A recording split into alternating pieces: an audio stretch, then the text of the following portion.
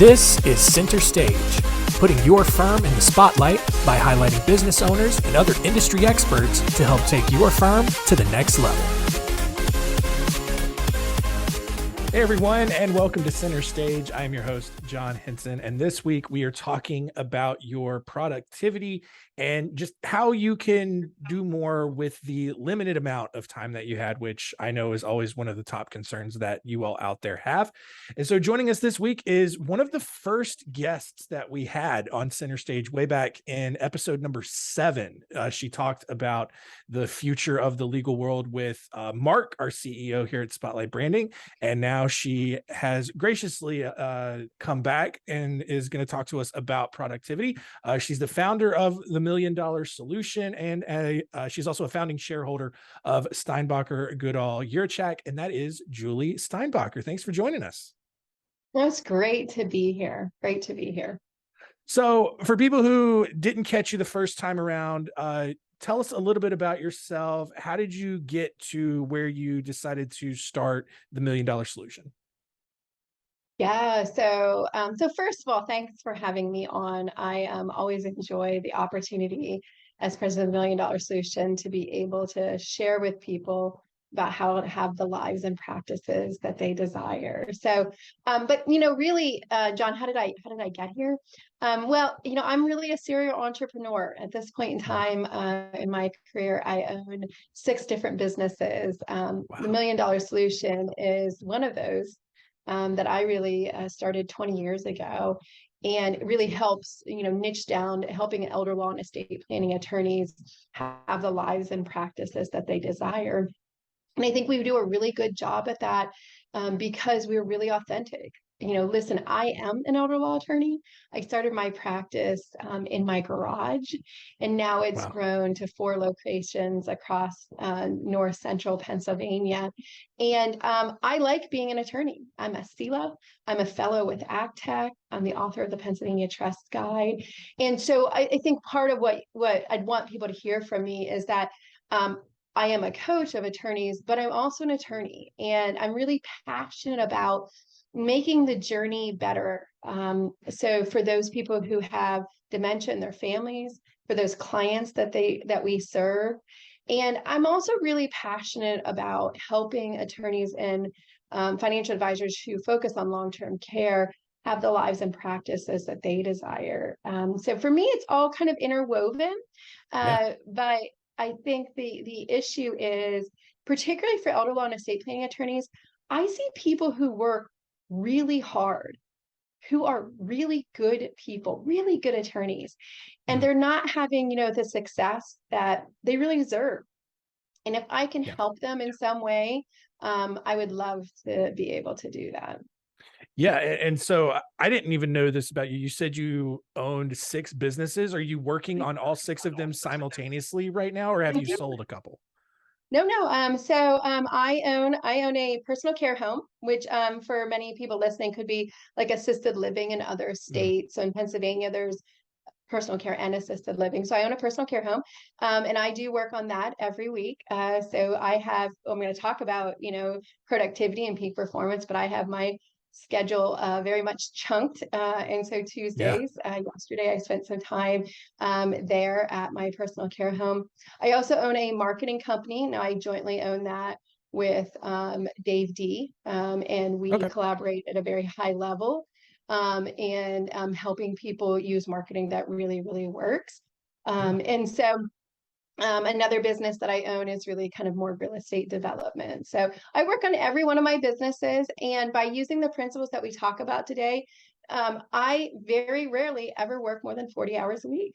And that's just because I really adhere to these principles and expect of myself and the people around me that we all are working on peak performance. And I think for me, there was a moment in time when I realized that if I didn't adhere to this, not only was I not serving my clients well, but at the end of the day, I was allowing others or myself to steal valuable time from my kids. Yeah. And, I've raised 3 kids. I'm an empty nester now. And, I think for anybody out there listening, your time is limited. And whether it's kids, a dog, a cat, a significant other, whatever is caring for your aging parent, whatever's important in your life, if you don't kind of get your act together with peak performance, and for some of you, maybe you only want to work 20 hours a week, some of you, but if you Yeah. don't, then you're really just allowing it to slip away. Yeah. And we can always make more money, but we can't make any more time. Yeah. And that sticks with me. Yeah. So, and it's wild to me that you're able to manage 6 different businesses and still only work, like you said, roughly 40 hours a week. Whereas it seems like, a lot of the firm owners that I talk to, they struggle, balancing their one firm and what personal life and hobbies that they try to keep, just those 2 things, but you're doing it with 6 plus your family. Why do you think so many people struggle with that sort of time management issue? Yeah, so in the years that I've coached people, I think it comes down to 3 major issues from my perspective. Mm. One is skill. Mm. Um, they don't teach us at law school how to delegate, how to have tough conversations, Mm. and we have to develop that skill. So a lot of what I do in any one of my businesses right now is I'm either delegating out or helping other people delegate, or I'm having the tough conversation that nobody else wants to have, whether that's with a client that we need to fire or with a staff person. And so I'm developing and really giving authentic, constructive feedback to other people. And I think so that skill, I think, is the first one that people need Yeah. to develop. The second one is, and this is a hard one, and I'll tell you, I still fall into it, and that is we have to kill the hero. Mm. So a lot of people are doing things at their firm because they want to solve the problem and they want to be the hero of the day. And that makes us all feel good. And so I can remember early in my career coming in and there was all chaos and, I could go in and I could solve the problem. And we need to kill the hero. You're not here in your business to solve every problem. You're Yeah. here to create an environment where those problems can be solved by others. And that's hard because we lose part of what makes us feel good. And so that's the second one. Yeah. And the third one, and this is, I mean this in the nicest way possible. And just knowing that the reason I know some of this is that I did it too, and still can fall into these traps. And that is really, we often do what's comfortable. And Mm. so I kind of talk about filling our time with fake productive. Mm. And so like a great example is answering emails. Answering emails is if you're the owner of the business and you spend a couple hours of your day and you think that was productive, it's not. That's fake productive. Somebody else could probably be doing a lot of what's on there, or maybe it shouldn't even be in your email box. Yeah. Um, so I think we fill our days with tasks, some of which we shouldn't be doing, but they're comfortable to do. And if we check them off, we feel like we were productive. Yeah. And truly, if you want to have a law firm that's highly profitable, if you want to work less hours, you're going to have to get rid of some of those tasks that are comfortable Yeah. and either fill them with nothing or fill them with things that are more difficult. And I would say that although I only work 40 hours a week, my 40 hours a week is tough, Oh yeah. and so it's even more important that I adhere to my chunk it principles so that I can take care of myself and be able to be at that level. So for me, when I was thinking about when you say that to me, they would be the 3: Yeah. skill, hero, comfort. Yeah. And I suggest people work on those and think about how they fall into those traps. Yeah, and I want to talk about your chunking philosophy here in just a second, but the first two skills that you mentioned there, I was at a conference last week, and I got, I heard this from a couple of different lawyers that I talked to, and it's honestly something that I've heard for years, where there's just this huge resistance and hesitancy to want to relinquish some sort of control over something, especially as it relates to like what we do with content marketing. Like they're so scared to have someone write a blog for them, or someone to like do something that has their name on it that they themselves did not create or had, Mhm. at least what they felt was total control over. How do you address that sort of sentiment with, other lawyers? Because I mean, I'm sure you've seen stuff like that, over the time that you've been coaching people. Absolutely. And I think that the way you just said it is so what I see with people. They think it's a yes, no. Either I'm going to Mhm. control it or I'm not. Listen, I'm a control freak. So if I can do it, anybody can. But what I do is I systematically have put in quality assurance things. Mm. So as an example of that, I don't delegate something out without having a cutoff, a deadline, something that's going to come back to me. So just as a great example, funding at my office. So at my office, we fund the trust. We help with the beneficiary designations, and in every office that does that, that's kind of this horrendous thing. And all of us have probably had somebody who worked for us who wasn't funding as well as we thought, right? So just as a simple thing, when I'm done with that file, it goes back on my calendar 3 months from now. Mm. And that happens, that system happens every single time, so that I know that that ends up getting done. Or when you're talking about content, I think that, and I think AI is a great example of some of this, like as a first draft. Yeah. Understand what most people do is don't let other people get them started. And so having somebody get me started, get me that first draft, so that the time that I spend, the 10% that I'm adding to it is really the 10% that's me, or the 10% that makes it that much better. So I think that one, you have to trust and give up some control, but understand that I'm not, and some people are, but I'm not an absentee owner. Mhm. Like, I still to this day care about how good of a job my law firm does. So I really think about it from a quality assurance standpoint. What's good enough for me, and what is it that if I can spend 15 minutes looking over something instead of an hour writing it, Yeah. how does that look? Yeah. But people don't do it too, because a lot of times they've had a situation where they've been burned. Yeah. But I would say to them that they probably let go too much.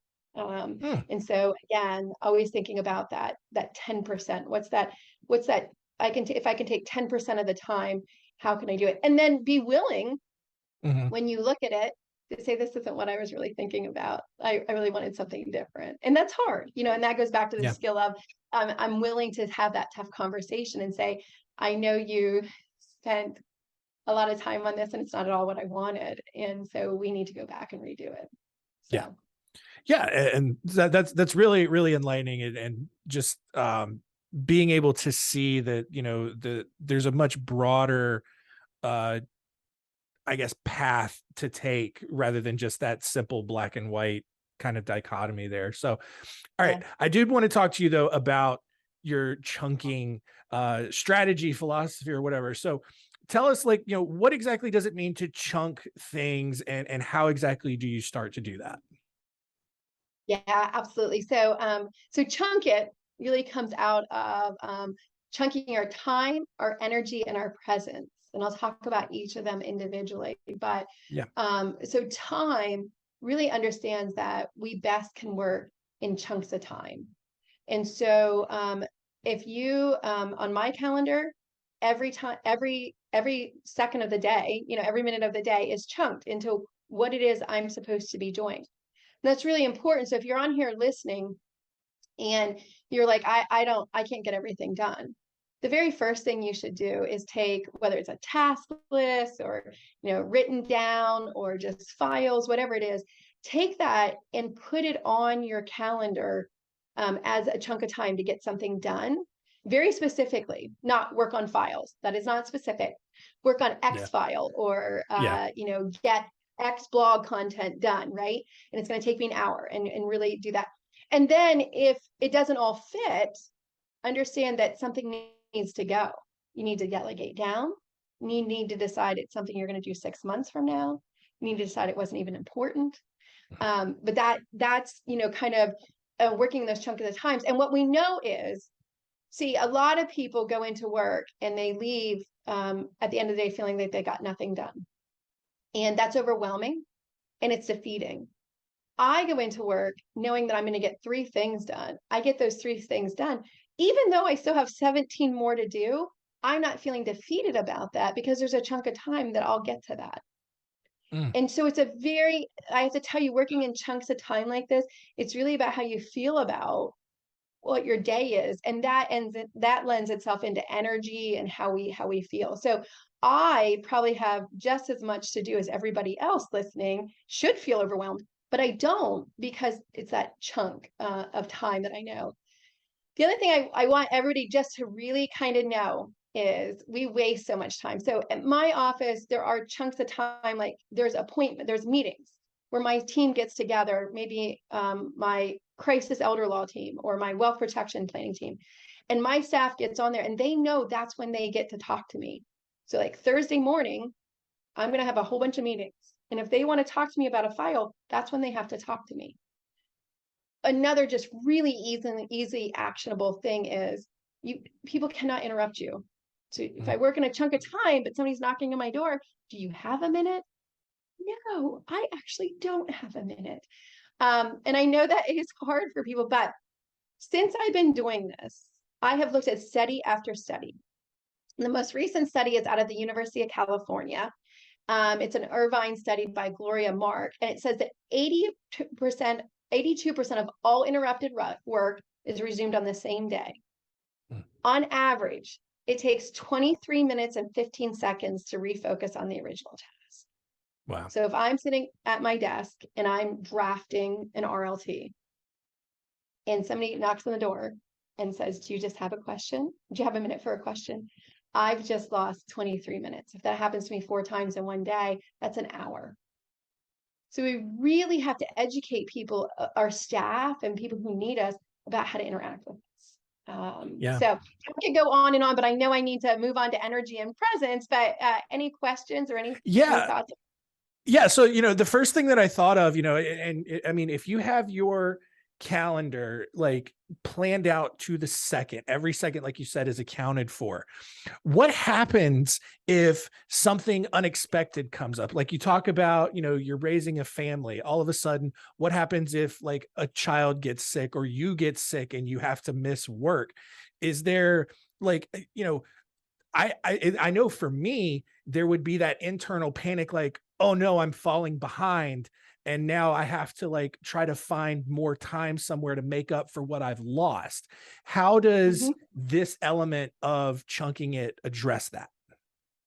Yeah, absolutely. So again, I'm feeling better about it than you are. Because I know what I missed that day and what I'm Mm. behind. So this just happened last week. I got a horrendous stomach bug, and I don't usually get like sick like that, Hmm. but I just couldn't do my job. I just couldn't do it. And so immediately I'm reaching back to my assistant saying, I'm not going to be able to do this stuff this afternoon. Find someplace else for it. So she's able to put it in someplace.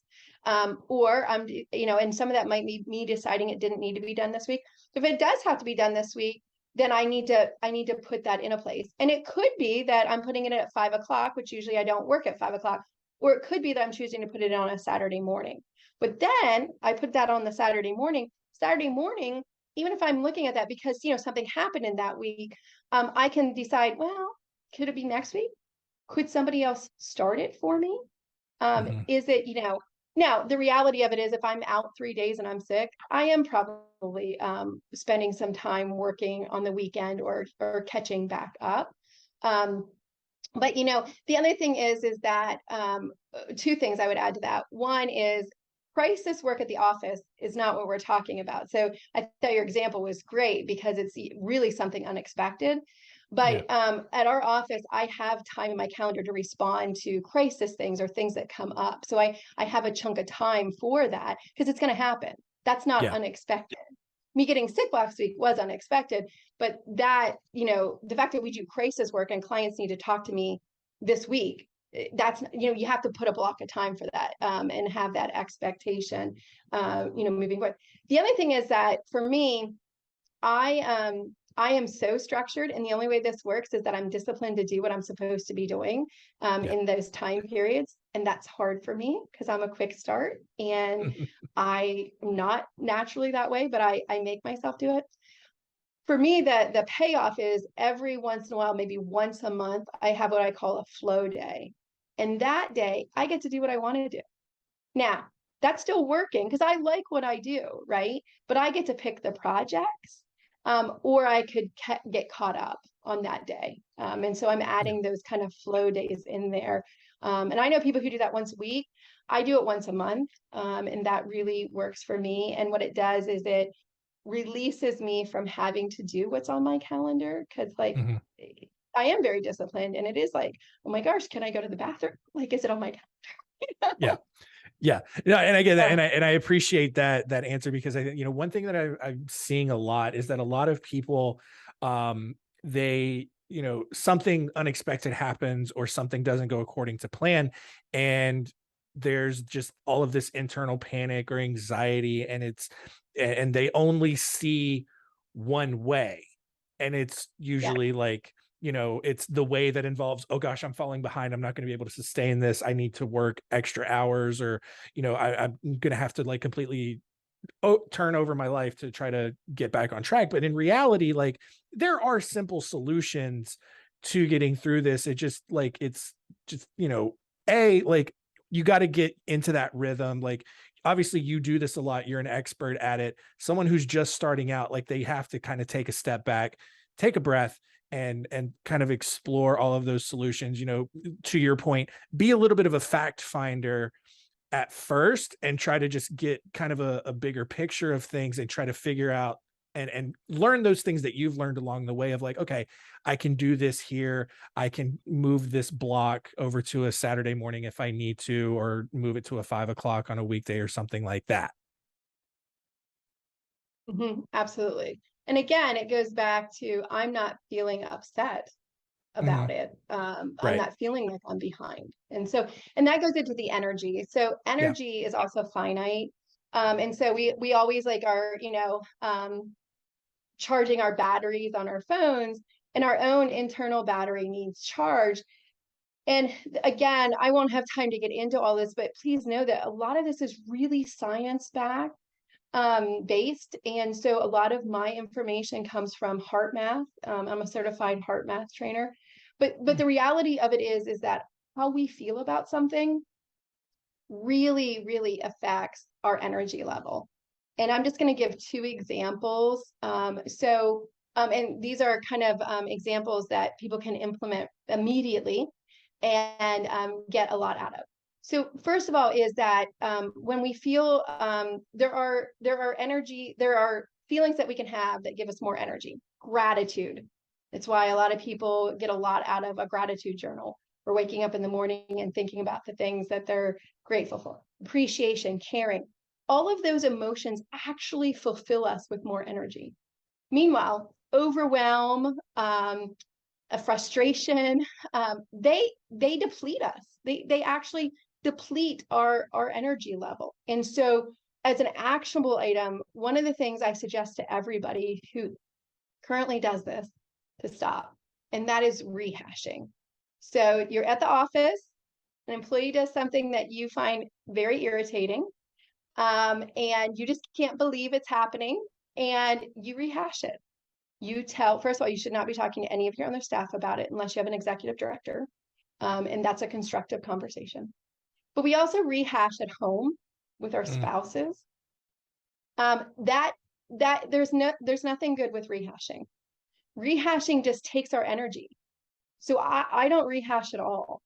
So if I'm upset about something that an employee did, I might have a constructive conversation with my executive director. I might have a constructive conversation with that person. And please know, I'm not always like in people's faces about it, or I'm just going to choose to let it go, but Mhm. I'm not going to rehash it. And those people who are still rehashing are giving yourself post-traumatic stress disorder and taking away a lot of your own energy. And Yeah. that other person's not going to change. So just stop it. If you Yeah. get home and you're pouring that glass of wine and you start in with your spouse about how horrible your day was, stop it. Yeah. Make a change, because there's nothing good that comes, and that really depletes our energy. And I think that that's really important. The other thing is that, let's be honest, guys, our job is hard. It's a Yeah. privilege to serve the people, but we're dealing with families often in crisis. We're often not seeing the best of families, Yeah. because they're tired, they're interacting maybe with a healthcare system that's frustrating. And so when I'm in a situation where, heart math and these types of techniques are used by police officers, Olympic athletes. So please know, I really do this. So understand that, like, so if I'm overwhelmed, like somebody maybe they didn't treat me well, maybe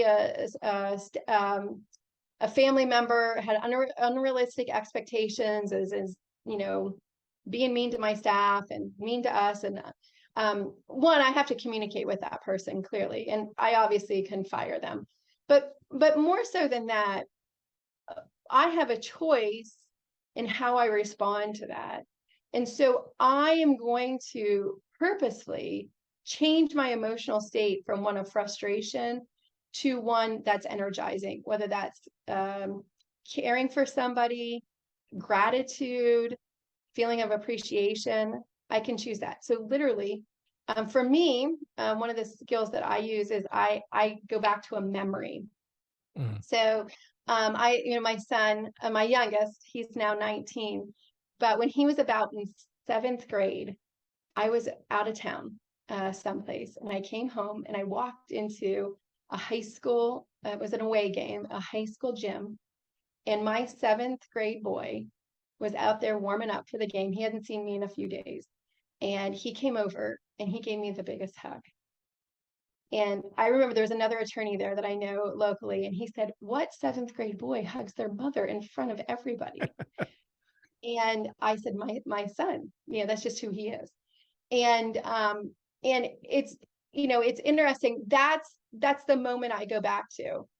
So if Mhm. I'm standing in my office and I'm having a really difficult day, I will breathe deeply, um, and I will go back to that moment.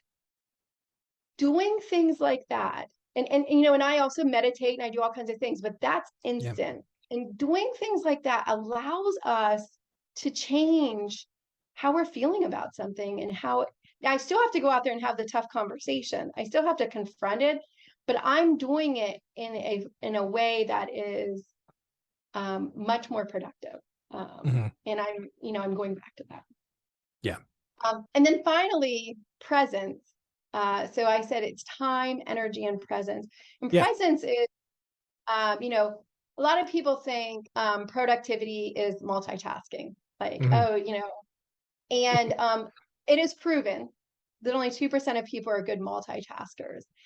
And we shouldn't be multitasking. We should be focusing on what we're doing, and not, so like if somebody's listening to this right now and you're halfway listening to me and halfway answering your email, probably not the best use. You're probably not responding as well as you would if you were just responding to your email, probably not listening. Yeah. So I think that that's important, that we understand that focus is really what we want in the business world for peak performance, and Yeah. not multitasking. But the other thing is, like, just again, as a basic, my kids when they were growing up, and my husband never texted me during the middle of the day asking me what's for dinner. Hmm. I don't care. I care at 6 a.m. when I was still at home. I'll care at 5 p.m. when I'm back home. But at 2 in the afternoon, I don't give a crap what's for Yeah. dinner, nor do I want anybody bothering me about it. And so again, I use that as an example. When I'm at home, I'm at home. and I'm not allowing myself to worry about the things I didn't get done at work. And when I'm at work, I'm at work, Yeah. and I'm not worried about everything else. And I think I was really lucky. I have to drive about a half an hour to my house up over a mountain, and that always allowed me just to kind of disengage. Mhm. But the bottom line is, if you want peak performance, you have got to be where you are. You owe that to whoever it is, whether it's a staff person in front of you asking a question, whether it's your family. Yeah. You owe them to be present. And part of that is having good boundaries around them not bothering you when you're Yeah. in their places. So, how does that then work maybe for a lawyer who maybe decides to work from home for a day, or they just have a virtual office whatsoever? I mean, I'm assuming it's probably something as simple as like you just have a dedicated space in your house, and that's where work happens and that's where it stays. And you don't bring that out to the living room or the kitchen and, to your point, rehashing things or anything like that. Yeah, 100%. And I think too, like the work from home thing. So, even before COVID, I worked from home 2 days a week. So that can be really beneficial because honestly, I was getting away from my staff, right? But at home, I think also, we talked about interruptions, but breaks are okay. So for Mhm. me, when I'm home, I'm gonna share something I've never shared before, and people are gonna be like, "Oh my God, this woman." But for me, like, so if I have my whole time chunked, and let's say I get a chunk done early, so I have an extra 15 minutes, that's a break. That's something I Yeah. earned. So I'm going to take that 15 minutes and I'm going to go play with my dog, go for a short little walk. I might do the laundry. That's just, again, some of you on here may not be like, oh my God, Julia, break, and you're going to go do the laundry. But the reality of it is when we're at our house, it is harder to disengage. And you're right, having a space, but also know that if you again have everything figured out, if you get something done early, you have a break and do whatever it is you want to do with that. The fact that I would rather do laundry and play with my dog is, me. But I think that that's important in having those set boundaries or making your schedule so that you have that break already in there. Mhm. So one of the things I've recently done with my schedule is I want to, I just turned 50 this year, and I want to, be stronger and be a better me. And a lot of us talk about that. But what I've done is put a break from 10:30 to 11:30. So I get up, I start working when I'm at home, and at 10:30 to 11:30, I take my dog for a walk. Mm. And that's really powerful for me. And if I didn't allow that time, it would make me feel bad. She's a puppy. She needs walk. She's a lab. Yeah. She needs it. And I need it. So I built that into my schedule. So I would say to you, like wherever you're at, if you need those things, build them Yeah. into your schedule. Yeah, I mean, and Because I that's can, important. yeah, I can really speak into that because like I do a lot of this with my own organization, and like, for me, the energy and the presence really work hand in hand together because, I'm very introverted, but I go to these conferences, I'm talking to lawyers and other business owners all day. I'm drained, but like Mhm. I enjoy the conversations because they're good conversations. Like, I have a ton of confidence in what I'm saying to people and what we're talking about. But at the end of the day, I'm drained. And if you throw in the stress of navigating the airport and getting on and off and dealing with the wonderful people who also go to airports, you know, that for me, it's extremely draining. And what I've started to do is take a PTO day after I get back from a conference because Oh, I found that if I'm going back to work, my energy and just my presence isn't where it should be. I'm either tired or I'm irritable or just like I'm not as engaged and participating with the other people on the team as I need to be. But if I have that day at home, and I can get some work done at home if I mhm. need to. If I didn't work ahead, before the conference, I can work home and I come back the next day and I'm back at 100% and I'm there. And for some people, like just with how you're wired and everything like that, you may just need to do something like that. And to your point, build it in. Yeah, I love that. That is a fantastic example, because otherwise what happens if you don't give yourself that day, the rest of the week you're at 80%. So you're not getting any Yeah. more done. You know what I mean? So I think that, and I think we all need to know, like, our own selves. Like, for me, Thursday mornings for a year, I could work, work, work, work, work. By the time I got to Thursday morning, I was tired. So I started coming into work an hour later Thursday mornings. And you know what? I was better Thursday and Friday. Just that hour. It just, allowed me, to be honest with you, I still got up at the same time, but I was able to, like, putter around my house and, do things that I like to do, and didn't have to get in here quite as early. And to this day, I still do that. I still start my Thursdays a little bit later, not much. Yeah. So I love that, because really listening to your body and what you need and who you are as a person. And for those of us, I, like you, am very introverted. People wouldn't think that, but it takes me a lot of energy Yeah. to be taught. Even though I enjoy it, it takes a lot of Right. energy. And I think, when we're at places, or even interacting with clients, just knowing that that takes our energy, so that we rebuild ourselves. Because, and I can bring this back to money. People who don't do that will start not having as many people say yes in ICs, initial consultations. It takes a lot of energy to get somebody to say yes to you. It takes a lot of energy to listen to them. And if you're going through a period, if I was coaching somebody and they were going through a period of time where they were not getting as many people to say yes to them, the first thing I would ask them is, are you sick? Are you tired? And just taking care of yourself can have people who are having a little bit of a slump in ICs change. Yeah. And so I think all of this is so important for performance, for profitability. Yeah. And the answer is so simple sometimes. If we just listen to our own bodies and what we Yeah. need, it would all be better. Yeah, absolutely. Yeah. And that's funny to me because, like, I think a lot of times people just think that, like, oh, my firm's not growing or I have profitability issues. They think it's a systems issue or something wrong with their actual business, when a lot of times it could very well just be a body issue, a personal health issue, and a lot of people just may not make that connection. So, really, really glad that you brought that up. Really glad that you explained the three areas of chunking it. And I know that you have resources and deeper dives into this, with everything that you do, especially with Million Dollar Solution. So let people know how they can learn more about Million Dollar Solution and everything that you guys do over there. Yeah, absolutely. So right now, our next big event is a dementia conference, and that is in line with, making that journey for dementia better. So us elder law and estate planning attorneys, we have a great ability to help people, and to make more money in our practices by really focusing on that. And if you want information about that, go to dementiafocusedpractice.com. So that's dementiafocusedpractice.com. And on there, you'll be able to get a copy of our book about help more people make more money. Also, we do have a conference coming up, and if you click on the events tab, you'll be taken to information about that.